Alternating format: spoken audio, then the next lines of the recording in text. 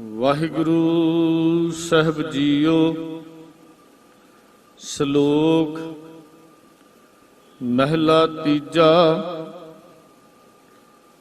पढ़ पढ़ पंडित वेद बखानै, माया मोह सवाए। दूजै भाए हर नाम विसारिया, मन मूरख मिलै सजाए। पढ़ पढ़ पंडित वेद बखानै, माया मोह सवाए। दूजे भाए हर नाम विसारिया, मन मूरख मिलै सजाए। जिन जियो पिंड दिता, तिस कबहू ना चीतै। जो दीनदार जिग समाहे, जम का फाहा गलों ना कटिया। फिर आवे जाए, मनमुख किछु न सूझै अंधले। पूरब लिखिया कमाए, पूरे भाग सतगुर मिलै। सुख दाता नाम वसे, पूरे भाग सतगुर मिले सुख दाता। नाम वसे मन आए, सुख मानै सुख पैनना। सुखे सुख विहाए, नानक सो नाउ मनो ना विसारियै। जित दर सच्चे शोभा पाए। महला तीजा। सतगुर सेव सुख पाया, सच नाम गुणतास। गुरमति आप पछाणिया, राम नाम परगास। सच्चो सच कमावना, वड्याई वड्डे पास। जियो पिंड सब तिसका, सिफत करे अरदास। सच्चे शब्द सालाहना, सुख है सुख निवास। जप तप संजम मनै माहे, बिन नावे त्रिग जीवास। गुरमति नाउ पाइयै, मनमुख मोह विनाश। ज्यों भावे त्यों राख तू, नानक तेरा दास। पौड़ी।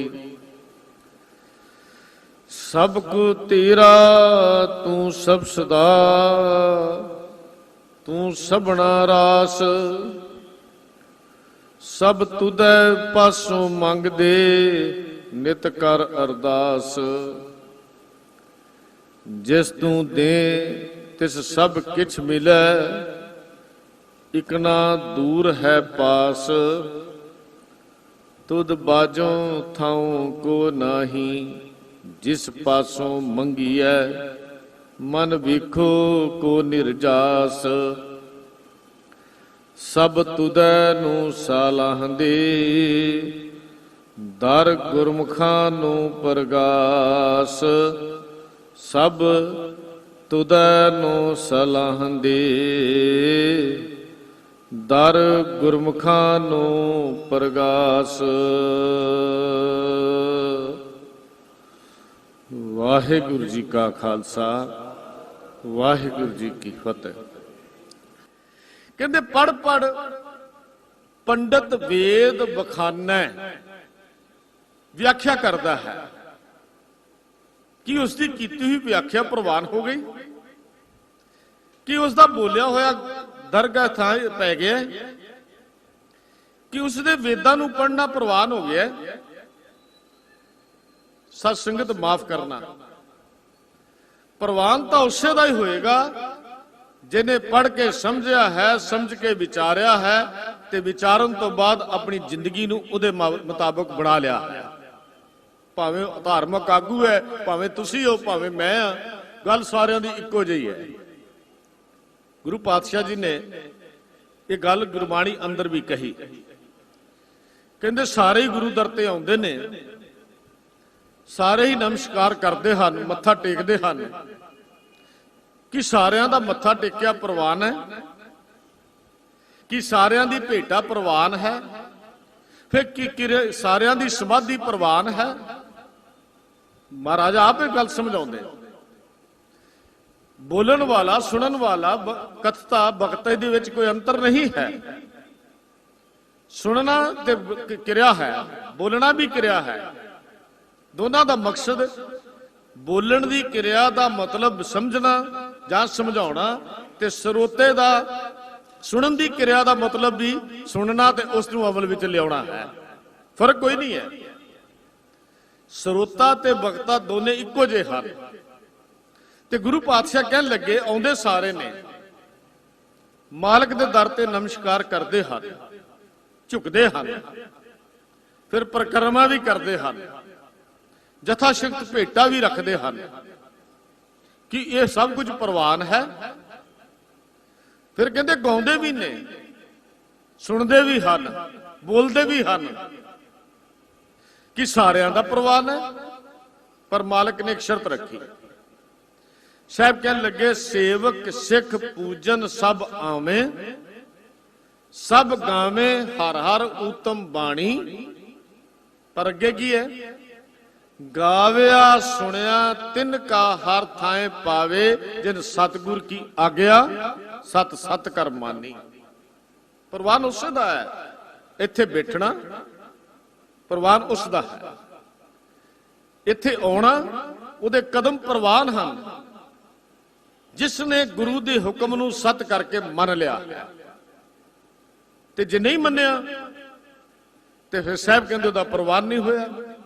ਭਾਵੇਂ ਉਹ ਬੋਲਣ ਵਾਲਾ ਹੈ, ਸਮਝਾਉਣ ਵਾਲਾ ਹੈ, ਉਹਦੀ ਗੱਲ ਗੁਰੂ ਪਾਤਸ਼ਾਹ ਨੇ ਸਾਨੂੰ ਉਦਾਹਰਨ ਦੇ ਕੇ ਸਮਝਾਈ।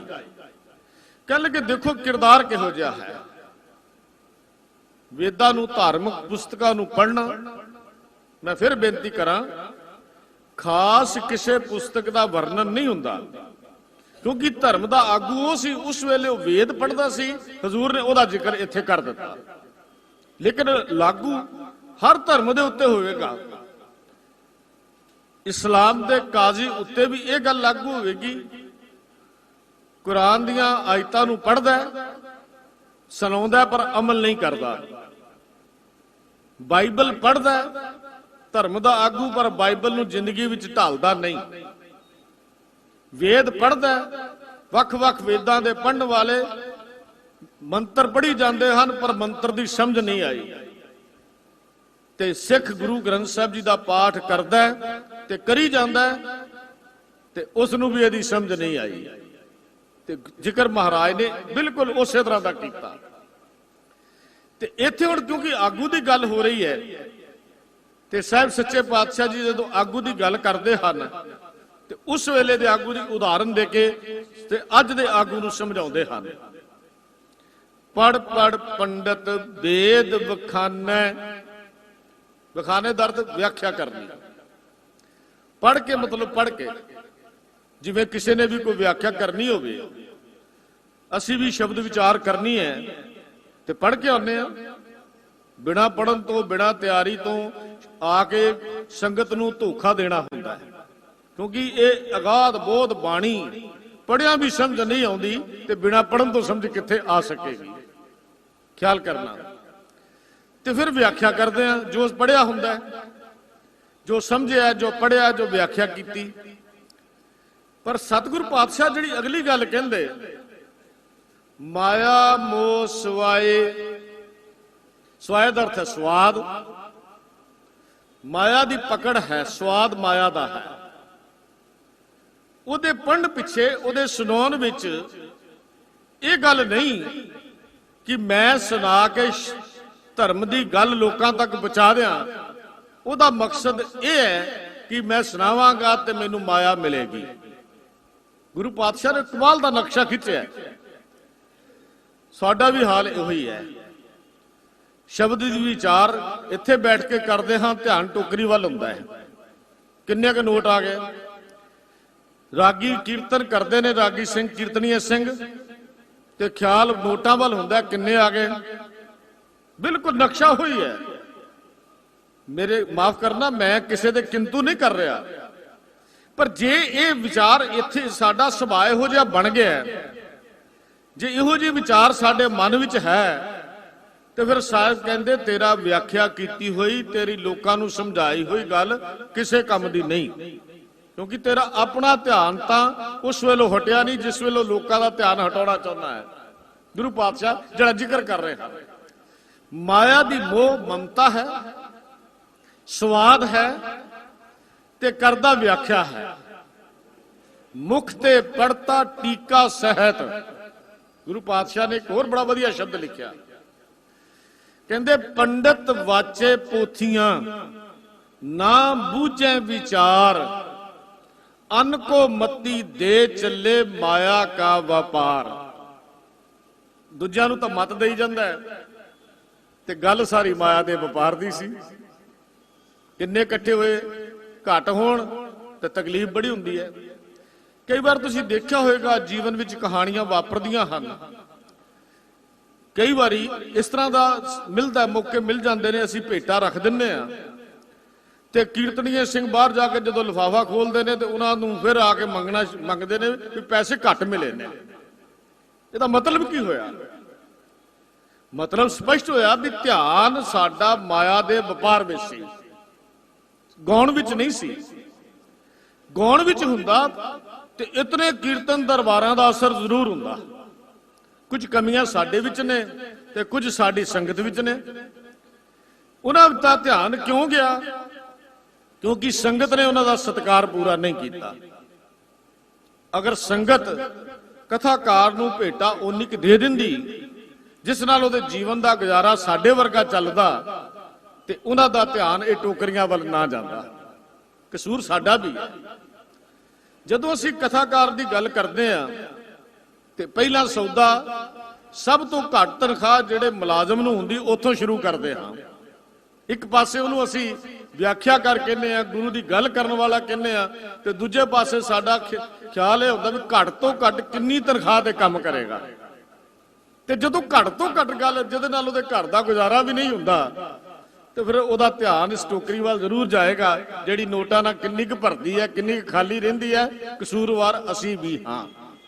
धर्म की दुनिया विच साहब ने जिहड़ा जिक्र किया, जिथे आगू जिम्मेवार है, आ साडी श्रेणी जिम्मेवार है, प्रचारक श्रेणी जिम्मेवार है, पंडित विद्वान जिम्मेवार है, विद्वान सज्जन जिम्मेवार हैं, उत्थे प्रबंधक ते संगत भी जिम्मेवार है, क्योंकि उन्होंने उन्होंने उन्ना कुछ नहीं दिता जिहड़ा उन्होंने दे देना चाहिए सी।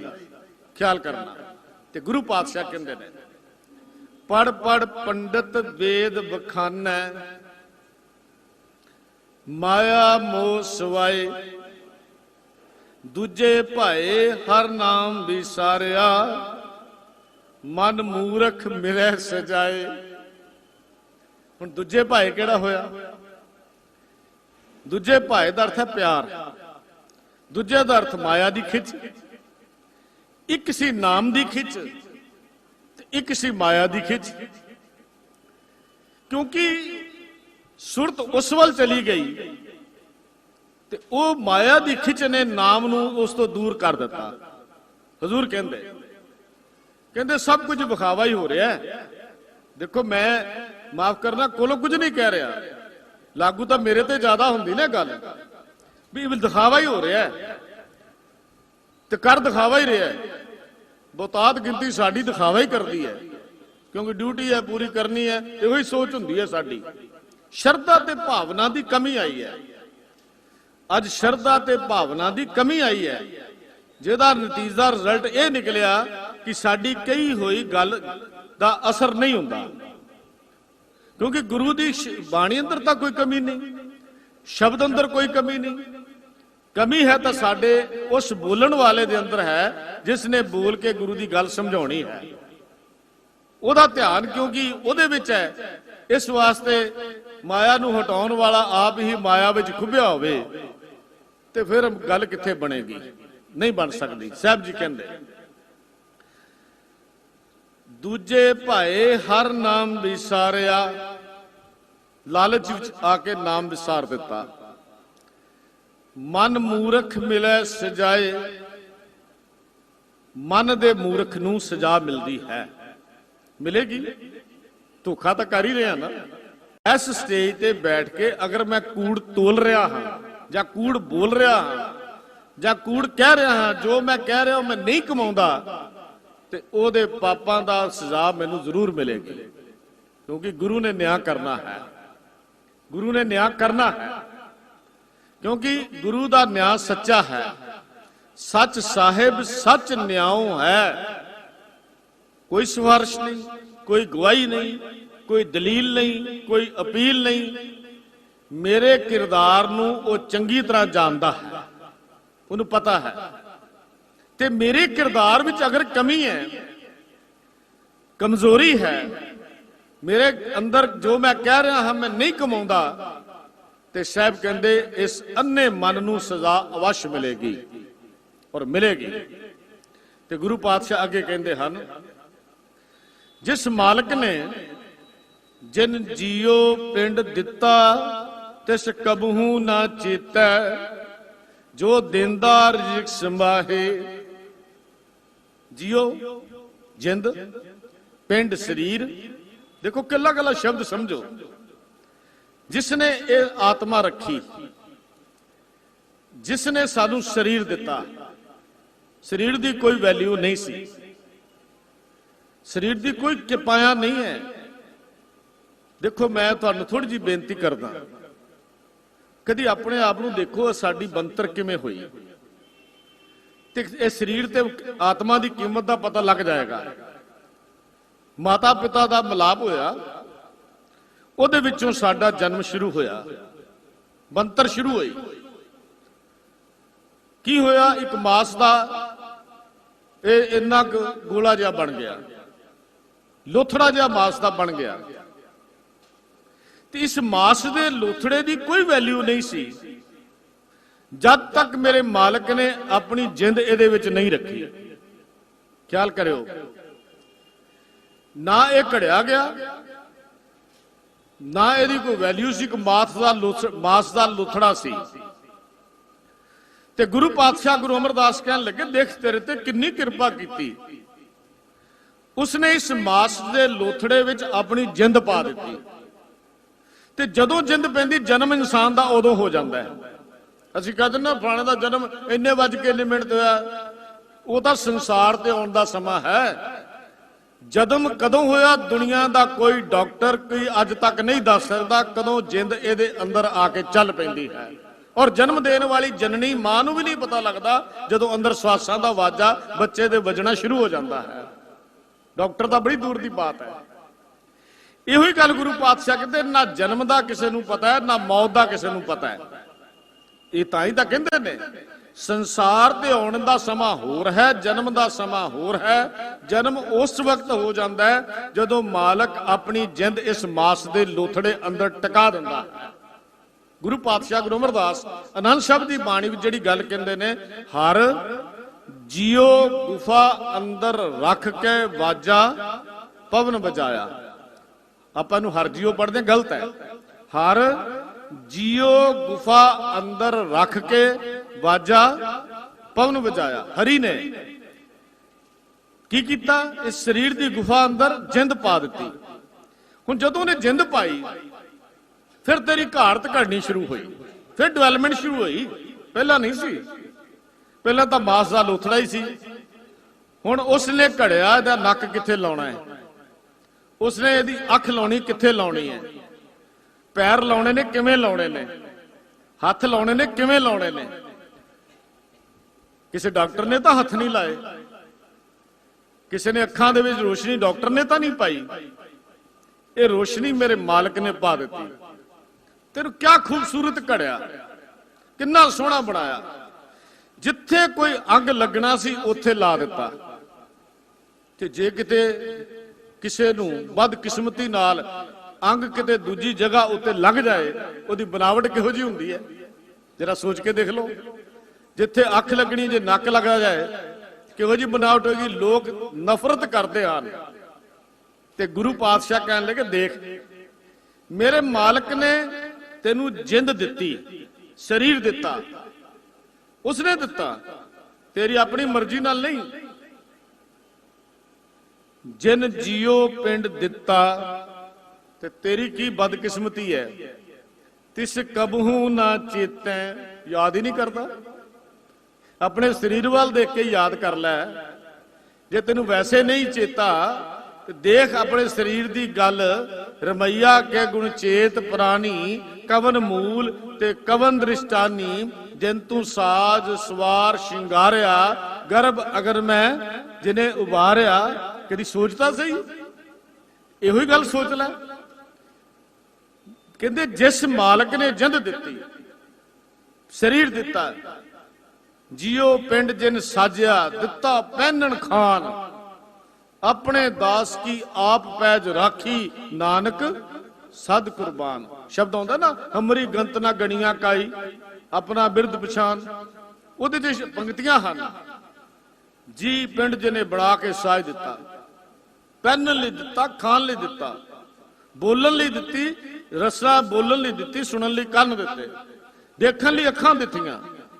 ते कहंदे तिस कबहू ना चेते, किड्डा अकिरत घन है, किड्डा अकिरत घन, किड्डा गुनाहगार है।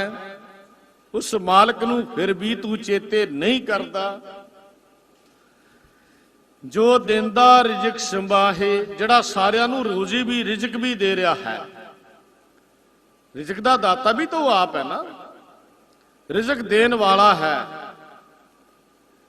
असीं ये गल मनदे आ ना, ते गुरु अगे फिर तरला कदी करके कहा गुरु नानक देव जी नाल मिल के, गुरा इक दे बुझाई, सबना जियां का एक दाता, सो मैं मिसर ना जाई। ये नहीं कदी भी नहीं कहा, यह तो अरदास ही नहीं कदी की। हे गुरु मैनू सोझी बख्श दे। उन्हें मैनू शरीर दिता है, पिंड दिता है, बुद्ध दिती, अकल दिती, मत दिती, खान लई रोटी दिती, पहनण लई कपड़ा दिता, चलण लई पैर दिते, देखण लई अखां दित्तियां, ते रिजक भी दे दिता। ए कारां, इस कोठियां, ए महल मेरे मालक दे दिते हुए हन। ते फिर तू फिर भी नहीं याद करता, ते फिर तो किरत घनता दी हद हो गई ना। भाई साहब भाई गुरदास जी ने एक वार लिख के बड़ी कमाल की गल की। कहन लगे किरत घन चंगा नहीं हुंदा।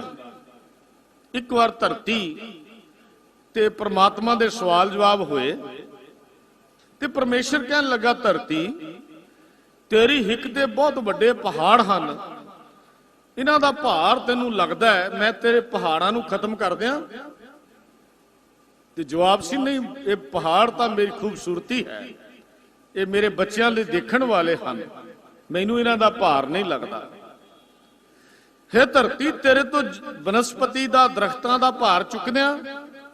कहन लगी नहीं, इन्हां विचों तां हवा आउंदी है, मेरे बच्चों नू जिउंदे रहण लई हवा जरूरी है, मैनू इन्हां दा भार नहीं लगता। तेरे तो दरियावां दा भार चुकदिया?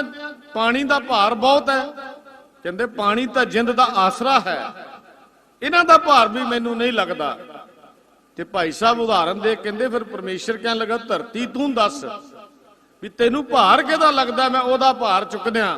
ते धरती दा जवाब सी, हे मालक तेरे तो जिहड़ा जिंद लैके शरीर लैके तेरे तो धन लैके दौलत लैके तेनू याद नहीं करदा, इहो जिहा अकिरत घन मैनू भारा लगदा है, चुकना ते ओहदा भार नूं मेरी धरती तो मेरी हिक तो चुक लै। भारे भोए अकिरत घन मंदी हूं मंदे। भाई साहब भाई गुरदास जी फिर तो किरत घनता दा हद बनना ही कोई ना होया। ते साहब जी कहन लगे ऐसे मनुखां दा जम का फाहा गलों ना कट्टीए, जम का फाहा मौत दा डर उन्हां दे कोल हमेशा ही बनिया रहिंदा है, ते ओ फिर जमदे हन मर जांदे हन, भाव जन्म मरण दा ताना उन्हां दा तणिया रहिंदा है। फिर आवे जाए, आउंदे ने जमदे ने मर जांदे हन। तो भी जन्म तो होया सी ना, भी आत्मा परमात्मा में लीन हो जाए, ते जदों आपां प्राणी चढ़ाई कर जाए, बादशाह मर जाए, भखारी मर जाए, गरीब मर जाए, अमीर मर जाए, उहदी अरदास दी कोई बोल हुंदे ने, सच्चे पातशाह जी इहनूं अपने चरनां विच निवास बख्शना ते परिवार नूं भाणा मनन दा बल बख्शना, इक्को ही बोल हुंदे ने। जिहड़ा मर्जी मर जाए चढ़ाई कर जाए, उहदी अरदास दे बोलां विच फर्क नहीं पैंदा। इहदा मतलब की है कि जीवन का मनोरथ यह है कि जदों संसार तो जीव जावे ऐसे करनी करे, ਇਹਦਾ ਵਾਸਾ मालक ਦੇ ਚਰਨਾਂ ਵਿੱਚ हो जाए। ਇਹਦਾ अर्थ ਇਹ है। पर करनी तो सारी जिंदगी नहीं की, कर्म हो जे किते नहीं, तो फिर आपां ये आस रखीए ठीक है सानू पंथ ने मर्यादा दी, असीं अरदास करते हाँ, पर एक गल ख्याल रखनी, करमी आपो अपनी कह नेड़े कह दूर। ये करमी आपो अपनी है। ये जिथो जेहे कर्म कमाए तेहा होए सी, जिहो जे कर्म करदा उही होएगा। ते की सोचदा माया दी ममता विच फसिया होया कि मेरी जमदा मेरे आवागमन दा फाहा कटिया जावे। ते साहब कहंदे ना ना ना बिल्कुल नहीं, कोई एवें लारा नहीं गुरु पातशाह लाउंदे भी एवें झूठा लारा सानू ला देन। कहंदे नहीं, ते कहंदे जम का फाहा गलों ना कटिया फिर आवे जाए, मनमुख किछु ना सूझे अंधले। हुण अन्ना क्या, देखो मैं कल भी बेनती की थी, अज फिर शब्द आया। अन्ना कौन हुंदा है? अन्ना हुंदा है जेड़ा नेत्र लैके भी कदी ओदा दीदार नहीं करता। अन्ना वो नहीं हुंदा जिहदे कोल रोशनी नहीं है। अन्ने असीं हां जिन्हां नूं सारे अखां 'च रोशनी भी मिली, पर इन अखां नाल कदी गुरु दी बाणी नहीं, कदी ओदे दर्शन ही नहीं कीते, कदी सहज पाठ करके सबूरन गुरु दे दर्शन भी ना कीते होण। अन्ने तां असीं हो गए। अन्ना वो नहीं हुंदा जिन्हों मालक ने शक्ति नहीं दी। साहब जी कहते मनमुख किछु ना सूझे अंधले, मनमुख मन की मत पिछे लगा होया। अन्ना मनुख मन की मत पिछे लगा ज्ञानहीन। अन्ने का मतलब ज्ञानहीन, जिन्हों कोई ज्ञान नहीं, सोझी नहीं, दिसदा नहीं, समझ ही नहीं आती। ते कहते उन्होंने कुछ भी पता नहीं लगता। ते ये सोचता है भी मेरे लेख इहो जे लिखे हुए हैं भी पूरबले लिखे लेख ने। ते हजूर कह लगे देख ये गल ठीक है, तेरे लेख लिखे हुए हैं, पर ये लेख बदलने भी तो तू ने। ये तो नहीं भी हुण ठेका तेरे स्टैंप लग गई भी लेख नहीं बदलता। गुरमत दी कहानी बड़ी वधिया है। सनातन मत कहता है जो लिखिया गया नहीं बदलता, ते गुरमत ये कहती है लिखिया होया बदल जाता है जे गुरु दे अगे आके मस्तक झुका दिता जाए। लिखे हुए लेख भी मस्तक दे बदल जाते हैं, पर मनमुख नूं ये गल समझ नहीं आउंदी। मन दी मत समझदा कौन है? जिहड़ा गुरु दी मत लैंदा है, उन्होंने ये समझ आती है भी मैं अपने लेख बदलने ने। उन्हें कभी उद्यम ही नहीं किया। तो जिहड़ा मनुख उद्यम ही नहीं करता, कभी इस पासे चलता ही नहीं, तो आस की कर सकते हैं। साहब जी कहते देखो जिहो जिहा संसार ते आया ये अन्ना मनमुख उहो जिहा संसार तो ही चला गया। ये सोच के जो लिखिया ठीक है जी, जो लिखिया ठीक है जी, ये सोच गुरु के सिख दी नहीं है। जो लिखिया ठीक है, गुरु का सिख गुरु दे दर ते आउंदा है ते अरदास करदा है महाराज जो तू लिखिया ठीक है ते लेख बदलने भी तू हन। गुरु साहब उन्होंने अन्ना कहते हैं, कहते अन्ने ने हो, इन्होंने कुछ नहीं पता लगता। मनमुख किछु ना सूझे अंधले पूरब लिखिया कमाए। पर हुण साहब कहते देखो पूरे भाग सतगुर मिले सुख दाता। सुखां दा दाता सतगुरु मिल जाता है। दाता कौन है सुखां दा जी? मेरा सतगुरु। इच्छा पूरियां करने वाला कौन है? मेरा सतगुरु। दुनिया की कोई ताकत तुहाडी इच्छा पूरी नहीं कर सकती।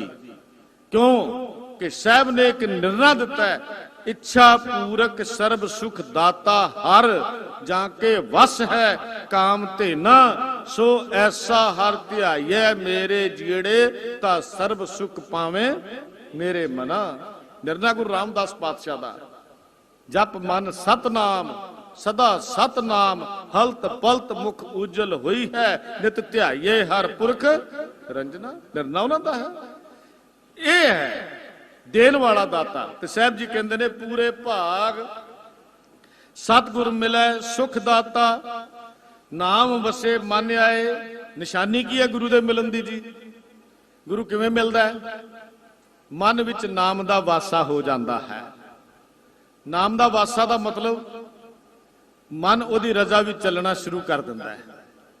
मन विच आनंद बनिया रहिंदा है, अंदर खेड़ा आ जाता है, खुशी अंदर हर वेले उलास, अंदर हर वेले वो गल्लां जिहड़ियां सानू बहुत सताउंदियां सन सब भुल जांदियां हन।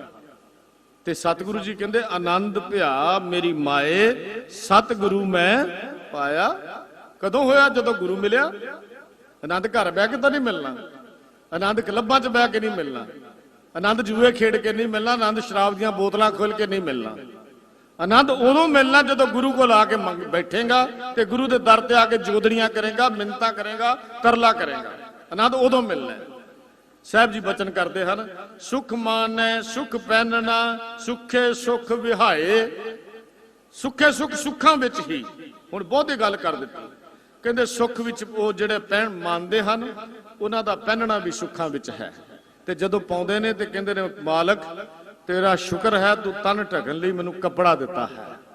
ਇਹ ਉਹਨਾਂ ਦੀ ਸੋਚ ਹੋ ਜਾਂਦੀ ਹੈ, ਮਾਲਕ ਤੇਰਾ ਸ਼ੁਕਰ ਹੈ ਤੂੰ ਤਨ ਢਕਣ ਲਈ ਮੈਨੂੰ ਕੱਪੜਾ ਦਿੱਤਾ ਹੈ। ਤੇ ਜੇ ਕੱਪੜੇ ਲੈ ਕੇ ਵੀ ਨੰਗੇਜ ਹੀ ਕਰੀ ਜਾਣਾ ਤੇ ਫਿਰ ਸ਼ੁਕਰਾਨਾ ਕਿੱਥੋਂ ਆਏਗਾ? ਖਿਆਲ ਕਰਿਓ। ਅੱਜ ਸਾਡਾ ਸੁਭਾਅ ਚੰਚਲ ਹੋ ਗਿਆ। ਕੱਪੜੇ ਮਾਲਕ ਦੇ ਹੀ ਜਾਂਦਾ ਪਰ ਅਸੀਂ ਨੰਗੇਜ ਵਾਲੇ ਪਾਸੇ ਤੁਰੇ ਜਾਂਦੇ ਹਾਂ। ਮਹਾਰਾਜ ਕਹਿੰਦੇ ਨਹੀਂ, ਸੁੱਖ ਨਹੀਂ ਮਿਲਦਾ। ਸੁੱਖ ਮਾਨੈ ਪਹਿਨਣ ਵਿੱਚ ਸੁੱਖ, ਮਾਨਣ ਵਿੱਚ ਸੁੱਖ, ਜ਼ਿੰਦਗੀ ਵਿੱਚ ਸੁੱਖ। ਤੇ ਅਖੀਰ ਗੱਲ ਖਤਮ ਕੀਤੀ, ਕਹਿੰਦੇ ਸੁੱਖੈ ਸੁੱਖ ਵਿਹਾਏ। ਜ਼ਿੰਦਗੀ ਹੀ ਸੁੱਖਾਂ ਵਿੱਚ ਬੀਤਦੀ ਹੈ। ਉਹਨਾਂ ਨੂੰ ਸਮਝ ਆ ਗਈ ਧਨ ਕਮਾਉਣ ਵਿੱਚ ਸੁੱਖ ਨਹੀਂ।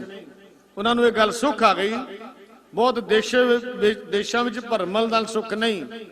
ਇਹ ਗੱਲ ਸਮਝ ਆ ਗਈ। ਇਹ ਗੱਲ ਗੁਰੂ ਉਹਨਾਂ ਨੂੰ ਪੱਲੇ ਪੈ ਗਈ।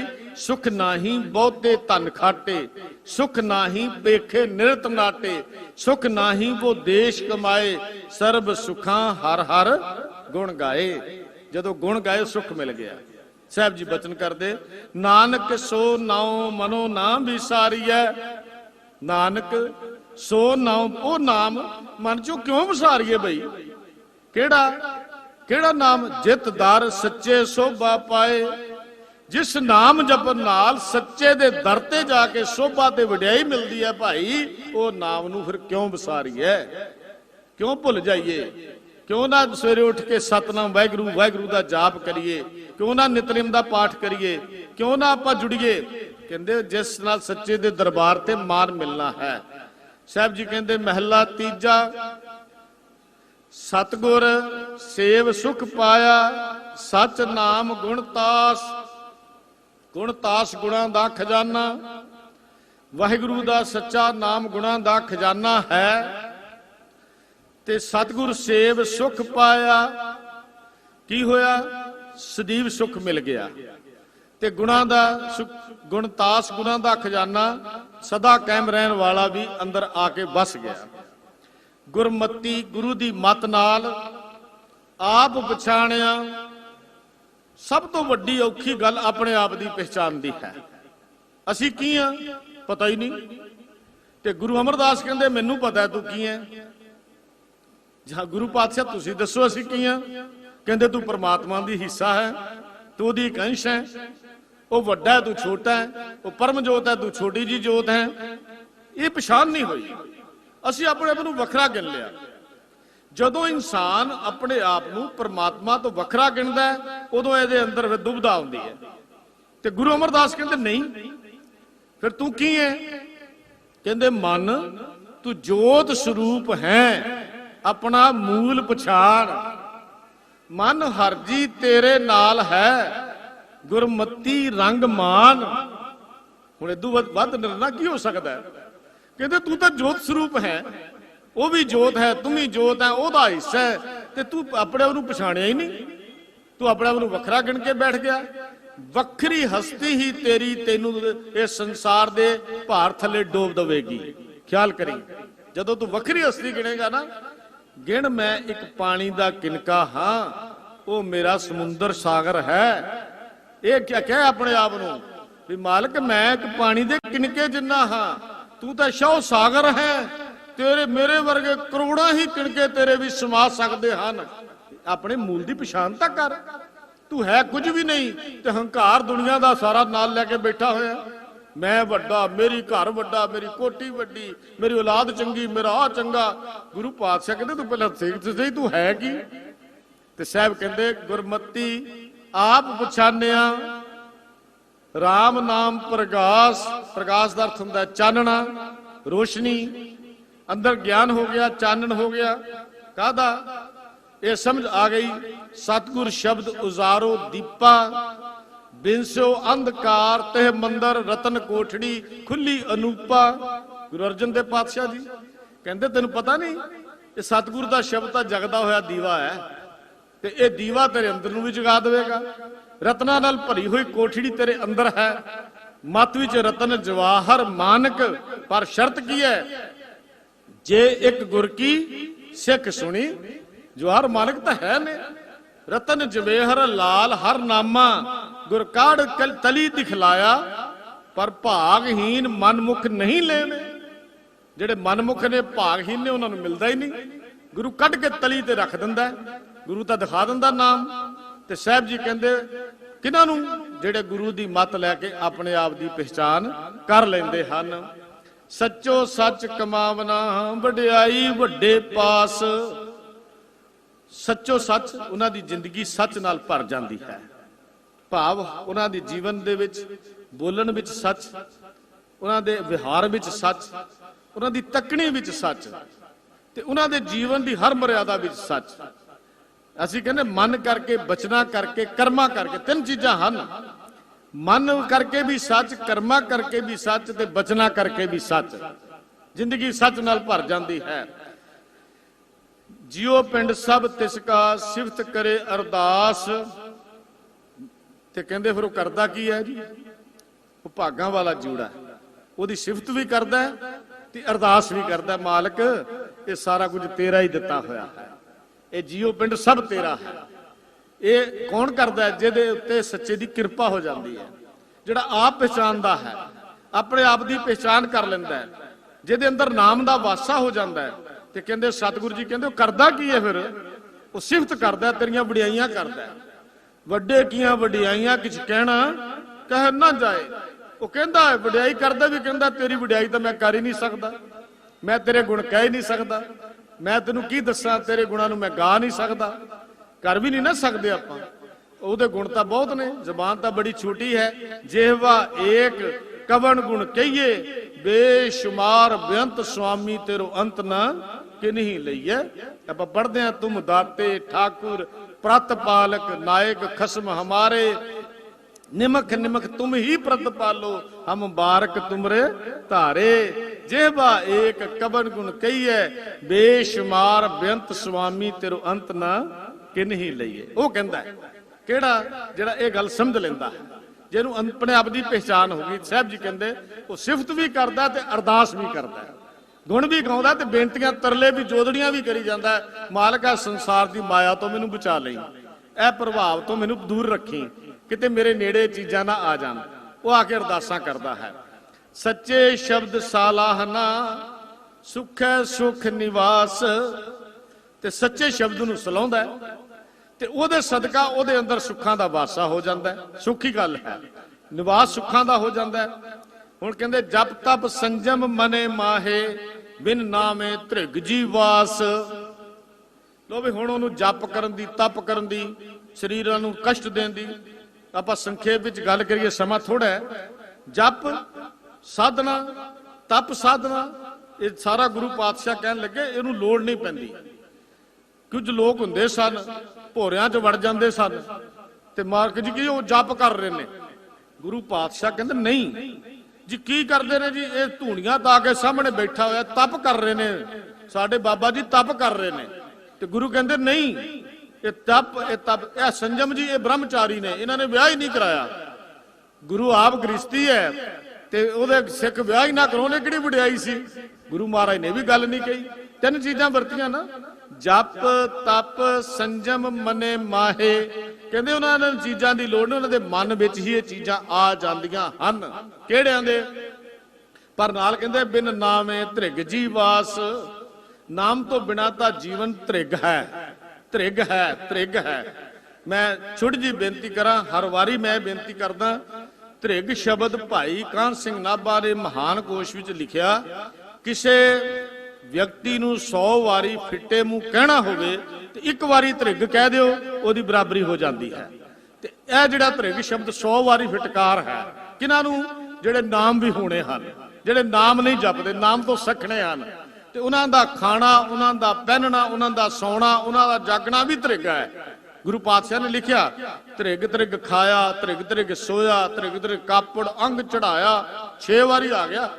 ਖਾਣਾ ਕਹਿੰਦੇ ਬੜੇ ਸੋਹਣੇ ਕੱਪੜੇ ਪਾਏ, ਮਹਾਰਾਜ ਕਹਿੰਦੇ ਤ੍ਰਿਗ ਤ੍ਰਿਗ ਹੈ। ਕਹਿੰਦੇ 36 ਪ੍ਰਕਾਰ ਦਾ ਭੋਜਨ ਖਾ ਲਿਆ, ਗੁਰੂ ਸਾਹਿਬ ਕਹਿੰਦੇ ਤ੍ਰਿਗ ਤ੍ਰਿਗ ਹੈ। ਕਿਉਂ? 6 ਵਾਰੀ 600 ਵਾਰੀ ਫਟਕਾਰ ਪਾਤੀ ਇੱਕ ਪੰਕਤੀ 'ਚ। ਕਿਉਂ ਪਾਈ? ਕਿਉਂਕਿ ਕਹਿੰਦੇ ਤੇਰਾ ਸਾਂਝ, ਤੇਰਾ ਜੋੜ, ਤੇਰਾ ਸੰਬੰਧ ਉਸ ਨਾਮ ਨਾਲ ਨਹੀਂ ਬਣਿਆ ਜਿਸ ਨੇ ਖਾਣ ਲਈ ਦਿੱਤਾ ਸੀ, ਜਿਸ ਨੇ ਪਹਿਨਣ ਲਈ ਦਿੱਤਾ ਸੀ, ਜਿਸ ਨੇ ਇਹ ਸਭ ਕੁਝ ਦਿੱਤਾ ਸੀ। ਸਾਹਿਬ ਜੀ ਬਚਨ ਕਰਦੇ, ਗੁਰਮਤੀ ਨਾਉ ਪਾਈਏ ਮਨਮੁਖ ਬੋ ਵਿਨਾਸ਼। ਗੁਰੂ ਦੀ ਮੱਤ ਲੈ ਕੇ ਹੀ ਨਾਮ ਮਿਲਦਾ ਹੈ। ਮਨਮੁਖ ਮੋਹ ਵਿਨਾਸ਼। ਮਨਮੁਖ ਮਾਇਆ ਦੇ ਮੋਹ ਵਿੱਚ ਵਿਨਾਸ਼ ਭਾਵ ਖੁਆਰ ਹੁੰਦੇ ਹਨ। ਵਿਨਾਸ਼ ਦਾ ਅਰਥ ਤੱਕ ਖਤਮ ਹੋ ਜਾਣਾ, ਖੁਆਰ ਹੋ ਜਾਣਾ, ਵਿਨਾਸ਼ ਹੋ ਜਾਣਾ। ਤੇ ਸਾਹਿਬ ਕਹਿੰਦੇ ਜਿਹੜੇ ਮਨਮੁਖ ਹਨ ਉਹ ਮਾਇਆ ਦੇ ਮੋਹ ਵਿੱਚ ਹੀ ਖੁਆਰ ਹੁੰਦੇ ਰਹਿੰਦੇ ਹਨ। ਜਿਉ ਭਾਵੇ ਤਿਉ ਰਾਖ ਤੂੰ, ਨਾਨਕ ਤੇਰਾ ਦਾਸ। ਕਹਿੰਦੇ ਤੂੰ ਬਸ ਹੱਥ ਜੋੜ ਕੇ ਇਹੋ ਹੀ ਗੱਲ ਕਹਿ ਦੇ ਵੀ ਮਾਲਕ ਮੇਰੇ ਵੱਸ 'ਚ ਕੁਝ ਨਹੀਂ ਹੈਗਾ, ਤੂੰ ਆਪ ਹੀ ਮਨਮੁਖ ਤੋਂ ਗੁਰਮੁਖ ਬਣਾ ਦੇ, ਆਪ ਹੀ ਮਾੜੇ ਤੋਂ ਚੰਗਾ ਕਰ ਦੇ, ਆਪ ਹੀ ਕਿਰਤ ਘਰ ਨੂੰ ਸੋਹਣਾ ਬਣਾ ਦੇ। ਕਹਿੰਦੇ ਹੱਥ ਜੋੜ ਕੇ ਜਿਉਂ ਭਾਵੇ ਤਿਉਂ ਰਾਖ ਤੂੰ ਕਹਿ। ਕਹਿੰਦੇ ਤਰਲਾ ਤਾਂ ਕਰਕੇ ਦੇਖ ਨਾ, ਗੁਰੂ ਤਾਂ ਕਰ ਦੇਗਾ।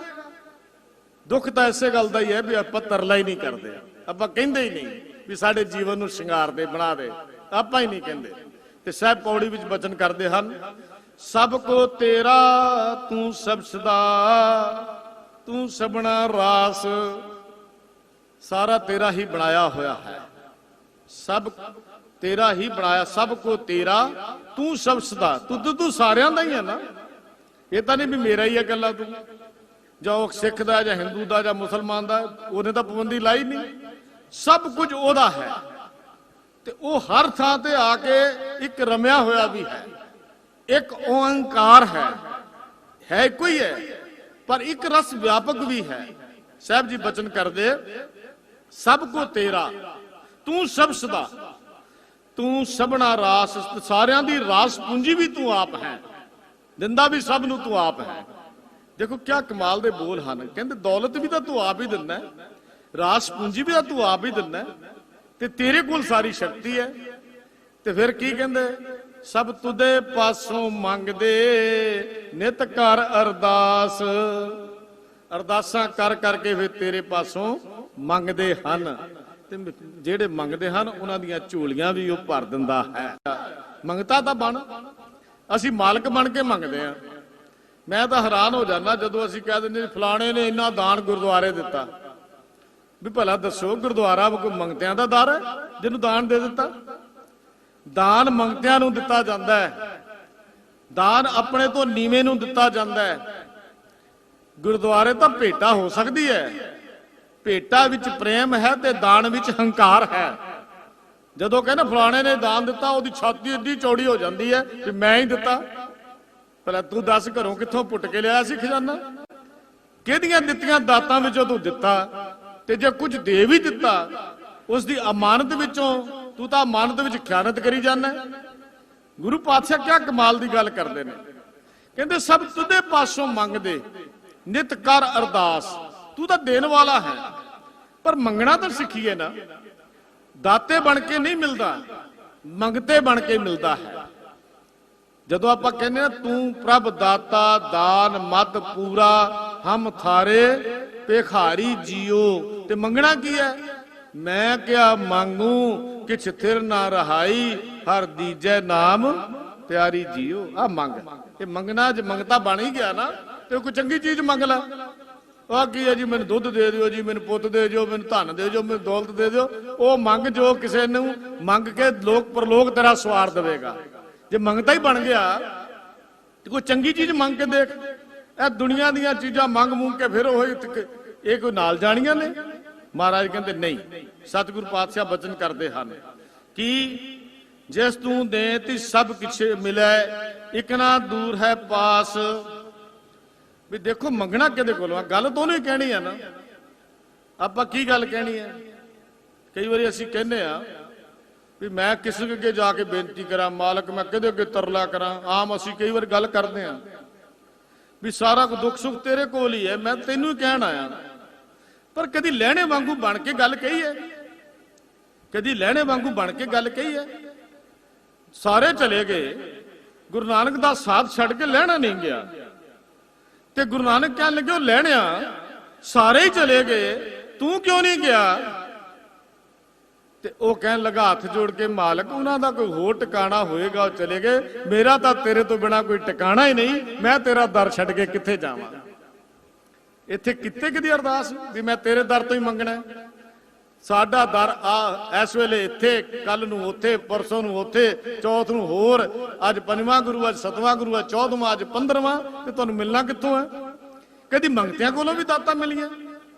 ਦਾਤੇ ਕੋਲੋਂ ਦਾਤ ਮਿਲਦੀ ਹੈ। ਜਿਹੜੇ ਆਪ ਮੰਗਣ ਵਾਲੇ ਨੇ ਉਹਨਾਂ ਦੇ ਦਰ ਤੋਂ ਕੀ ਮੰਗੋਗੇ? ਜਿਹੜੇ ਆਪ ਮੰਗਣ ਵਾਲੇ ਨੇ, ਮੰਗਤਾ ਕਦੀ ਕਿਸੇ ਦਾ ਪੇਟ ਭਰ ਸਕਦਾ? ਜਿਹੜਾ ਭੁੱਖਾ ਕਿਸੇ ਨੂੰ ਰੋਟੀ ਦੇ ਸਕਦਾ? ਰੱਜਿਆ ਹੋਇਆ ਹੀ ਤਾਂ ਰੋਟੀ ਦੇਵੇਗਾ ਨਾ। ਤੇ ਜਿਹੜੇ ਭੁੱਖੇ ਨੇ, ਆਪ ਮੰਗਦੇ ਨੇ ਗੁਰੂ ਪਾਸੋਂ, ਇਹਦੇ ਅੱਗੇ ਤਰਲੇ ਕੱਢਦੇ ਨੇ, ਤੁਹਾਨੂੰ ਕੀ ਦੇ ਦੇਣਗੇ? ਤੇ ਤੁਸੀਂ ਡਾਇਰੈਕਟ ਕਿਉਂ ਨਹੀਂ ਗੁਰੂ ਕੋਲ ਆ ਕੇ ਮੰਗਦੇ? ਉਹਨਾਂ ਨੂੰ ਵਿਚੋਲੇ ਕਿਉਂ ਪਾਉਂਦੇ ਹੋ? ਅਸੀਂ ਵਿਚੋਲੇ ਪਾ ਕੇ ਆਪਣੀ ਜ਼ਿੰਦਗੀ ਨੂੰ ਐਵੇਂ ਬਰਬਾਦ ਕਰ ਲਿਆ।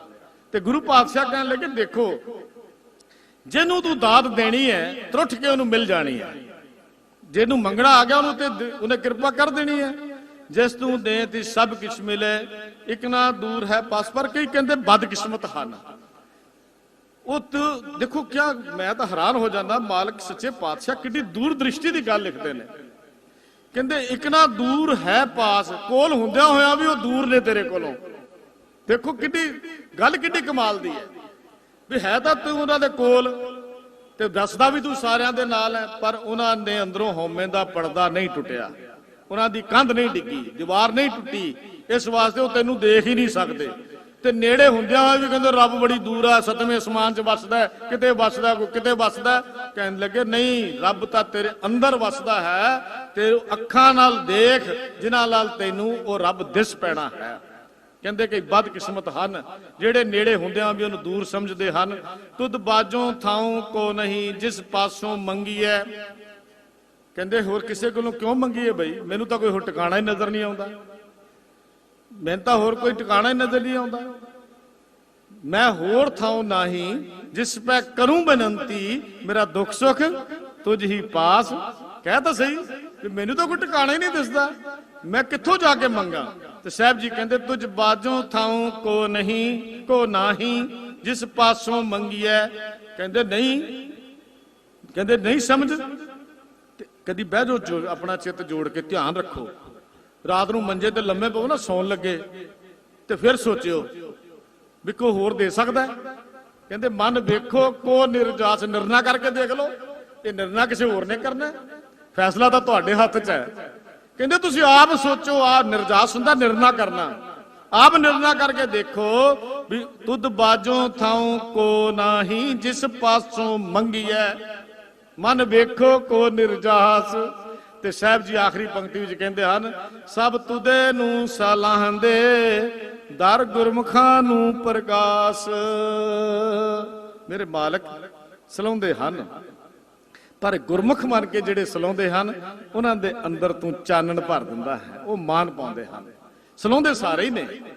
ਮੈਂ ਫਿਰ ਬੇਨਤੀ ਕਰਾਂ, ਜਿਹੜੀ ਮੈਂ ਪਹਿਲਾਂ ਬੇਨਤੀ ਕੀਤੀ ਹੈ, ਆਉਂਦੇ ਸਾਰੇ ਹੀ ਨੇ, ਗਾਉਂਦੇ ਸਾਰੇ ਹੀ ਨੇ, ਪੜ੍ਹਦੇ ਸਾਰੇ ਹੀ ਨੇ, ਪਰ ਗਾਵੀਐ ਸੁਣੀਐ ਮਨ ਰੱਖੀਐ ਭਾਉ, ਦੁੱਖ ਪਰ ਹਰ ਸੁਖ ਕਰ ਲੈ ਜਾਓ। ਜਪਦੀ ਬਾਣੀ ਹੈ ਨਾ, ਜੋ ਮੈਂ ਉਦਾਹਰਨਾਂ ਤੁਹਾਨੂੰ ਬਾਹਰੋਂ ਔਖੀਆਂ ਨਹੀਂ ਦਿੰਦਾ, ਫਿਲਾਸਫੀਕਲ ਗੱਲਾਂ ਤੁਹਾਡੇ ਨਾਲ ਨਹੀਂ ਕਰਦਾ।